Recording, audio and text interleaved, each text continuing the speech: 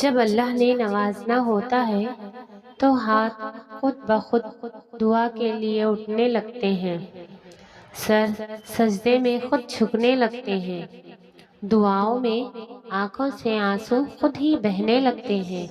وہ اپنے بندے کو ہمیشہ تڑپتا ہوا نہیں چھوڑتا، بس اسے صبر کرنا سکھاتا ہے، کیونکہ ہر چیز کا ایک مناسب وقت ہوتا ہے۔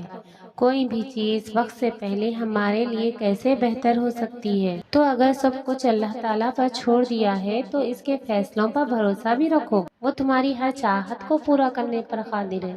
دعا مانگتے رہا کرو، قبولیت کے فیصلے نیت اور تڑپ دیکھ کر کیے جاتے ہیں، حالات اور اسباب دیکھ کر نہیں۔ دعا ہی تو ہے جس نے حضرت موسیٰ علیہ السلام کے لیے سمندر کے درمیان راستہ بنایا۔ دعا ہی تو ہے جس نے حضرت ابراہیم علیہ السلام کے لیے آگ کو ٹھنڈا کیا۔ دعا ہی تو ہے جس نے حضرت یوسف علیہ السلام کو اندھے کنویں سے باہر نکالا۔ دعا ہی تو ہے جس نے حضرت یونس علیہ السلام کو مچھلی کے پیٹ سے باہر نکالا۔ تمہارا ابھی وہی رب ہے جو ان کا ہے، تمہارا کام صرف دعا کرنا ہے، وسیلے اللہ خود بناتا ہے۔ اللہ نے دعا کے ذریعے ہی آدم اور حوا کو ملوایا تھا۔ یقین رکھو وہ تمہارے ادھورے حصے بھی کبھی نامکمل نہیں چھوڑے گا۔ دعا کی طاقت کو کبھی کم نہ سمجھیں، تقدیر اور قسمت سے زیادہ طاقت دعا میں ہوتی ہے۔ دعا وہ طاقت رکھتی ہے کہ جو آپ کے نصیب میں نہیں اسے بھی آپ کا کر سکتی ہے۔ اور اگر آپ کو لگے کوئی چیز تقدیر میں نہیں بھی لکھی، پھر بھی دعا کرنی چاہیے، کیونکہ تقدیر کے سامنے ہم بے بس ہیں، لیکن تقدیر لکھنے والا نہیں۔ اور دعا تقدیر کو اس وقت بھی بدل سکتی ہے جب وہ فیصلہ کن مرحلے میں داخل ہو چکی ہو۔ آغاز و تلخ ہے تو کیا ہوا، تمہارے رب نے اختتام تمہارے لیے بہت خوبصورت لکھ رکھا ہے۔ تمہارا مقدر تمہاری زندگی نہیں بناتا، تمہارا توکل تمہاری زندگی بناتا ہے۔ تمہارے پاس اب بھی دعا کا اختیار ہے، تمہاری کہانی اب بھی ختم نہیں ہوئی۔ تمہاری توفیق کی قبولیت کی سب سے بڑی دلیل ہے، تمہارا صبر گواہ ہے کہ تمہارے لیے کن فیکن لکھا جا چکا ہے، اور تمہارے صبر کا صلہ اب تمہیں مل کر رہے گا۔ اور اگر اللہ تمہارے مقدر کا فیصلہ تمہارے ہاتھ میں نہیں تھما دے، تب بھی تم اپنے لیے وہ نہیں سوچ سکتے جو اللہ نے تمہارے لیے سوچ رکھا ہے۔ تو پھر صبر کرو، کیونکہ اللہ جب تمہیں کنارے پر لا کر کھڑا کر دیتا ہے تب وہ یا تمہیں تھام لیتا ہے یا اڑنا سکھا دیتا ہے۔ جب تم دعا مانگتے ہو تب تم تک ان ذریعوں سے مدد پہنچائی جاتی ہے جن کا تم تصور بھی نہیں کر سکتے، جسے نوح تک پہنچائی گئی، کیونکہ تم اللہ کی مصلحتیں نہیں جان سکتے، اور دعائیں تو ناممکن کے لیے ہی ہوتی ہے۔ اور جو نوح کا خدا ہے وہ تمہارا بھی تو خدا ہے۔ اور تم سے یہ کس نے کہہ دیا کہ جو چھن جائے وہ واپس لوٹایا نہیں جاتا؟ کیا تم نے سنا نہیں یوسف کا اپنے والد کے پاس واپس لوٹایا جانا، موسیٰ کا اپنی والدہ کے پاس واپس لوٹایا جانا، ہاجرہ کا ابراہیم کے پاس واپس لوٹایا جانا، ایوب تک ان کے بچوں کا واپس لوٹایا جانا؟ اللہ تم تک ہر چیز واپس لے آتا ہے، بس وہ ان چیزوں کو تم سے دور اس لیے کرتا ہے کیونکہ تم ان چیزوں سے اتنی محبت کرنے لگتے ہیں جس کا حقدار صرف اللہ ہے۔ یوں وہ تمہیں تمہاری من پسند چیز کو کھو دینے کے خوف سے گزار کر اپنے آپ یاد کرواتا ہے۔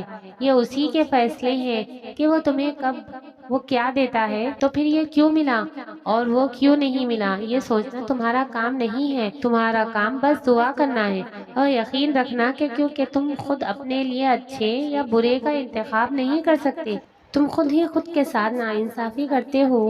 اللہ تمہارے ساتھ کبھی ناانصافی نہیں کرتا۔ اللہ تمہاری من پسند چیز کو تم سے دور کر کے تمہیں اپنے تک لاتا ہے۔ آزمائش من پسند چیز سے ہی شروع ہوتی ہے۔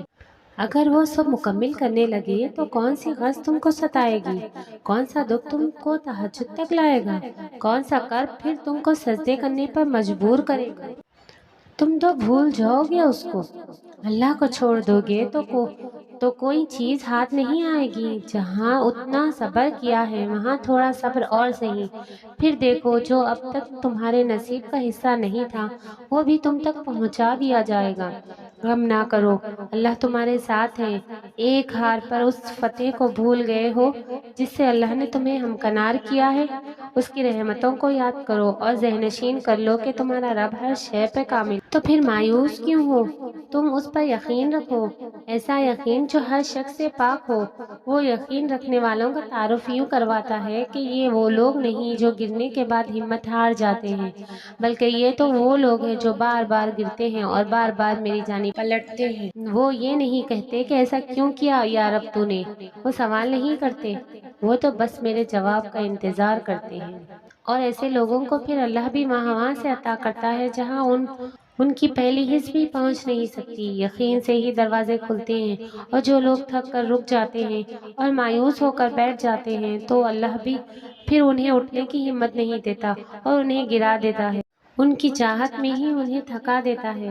پھر کہتا ہے بس بے خوف ہو جاؤ اور ان باتوں میں بے پرواہ ہو جاؤ جن کا علم اللہ کے سوا کسی کو نہیں۔